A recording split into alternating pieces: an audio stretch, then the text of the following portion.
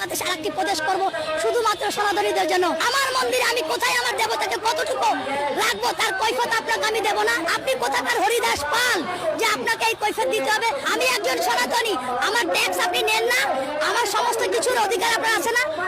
তাহলে আপনি যখন নিচে মসজিদ থাকার পরেও রাস্তায় যখন নামাজ পড়েন, তখন আমরা কি কখনো বলেছি যে এই রাস্তায় নামাজ পড়া যাবে না?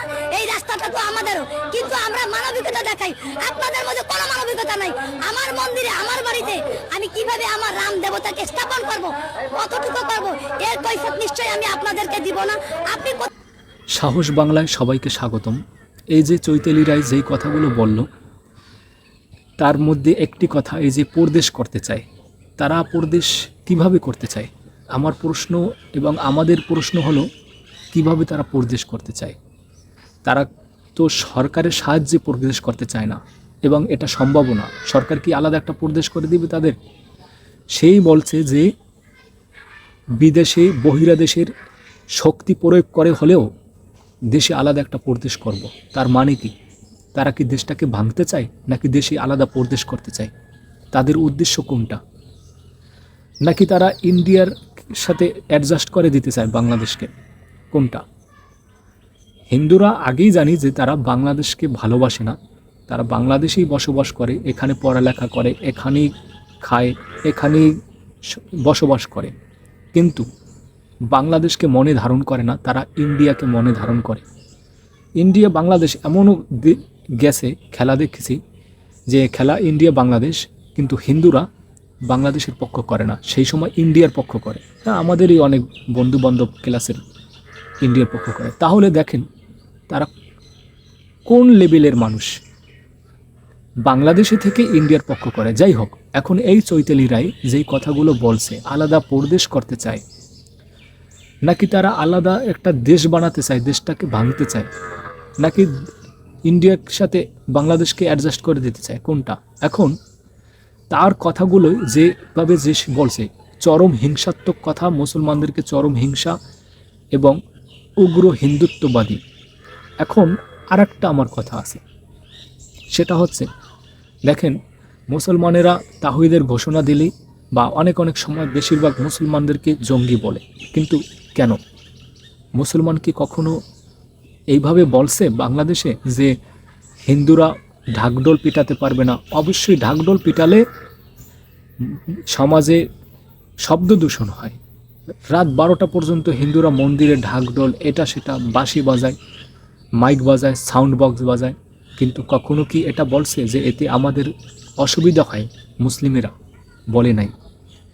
কখনো কি বাধা দিছে যে এইভাবে ঢাকঢোল পিটালে ইন্ডিয়া চলে যেতে হবে? করে নাই। কোথাও কি বাংলাদেশে করছে? করে নাই। পূজা করলে ইন্ডিয়া চলে যেতে হবে এই রকম কথা কি কোনো মুসলমান বলছে? বলে নাই। তাহলে কিভাবে জঙ্গি হলো?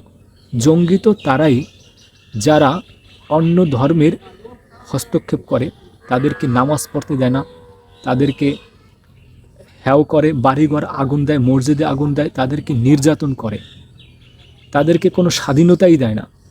জঙ্গি তো তারাই যারা অন্যকে হস্তক্ষেপ করে, তারাই। এখন এগুলো করে কারা? নিশ্চয়ই এটা তো সবাই জানে। ভারতে এখন মুসলমান, ভারতীয় নাগরিক মুসলমান, তাদেরকে বাংলাদেশে ধরে ধরে বর্ডারে পুশিং করে দিচ্ছে, বাংলাদেশে পাঠিয়ে দিচ্ছে।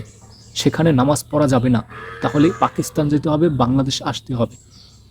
তাহলে জঙ্গি কারা? দেখেন, হিন্দুরা কখনো কারো সাথে মিলতে পারে না আর পছন্দ করে না। তারা হচ্ছে চরম হিংসাত্মক মানুষ। এবং দেখেন, এই হিন্দুদের কারণেই কি 1947 সালে দেশটাকে ভাগ করতে হয়েছে। মুসলিমরা সবার সাথে, সারা বিশ্বে মুসলিম আছে, সে সব দেশেই থাকে, কিন্তু ইন্ডিয়ায় হিন্দুদের দেশ, সেখানে মুসলিম থাকতে পারবে না। তাহলে দেখেন জঙ্গি কারা, আসল জঙ্গি কারা সেটাই দেখেন। আপনাদের উপর ছেড়ে দিলাম, বিবেক অনুযায়ী আপনারা কমেন্টে জানাবেন, ঠিক আছে?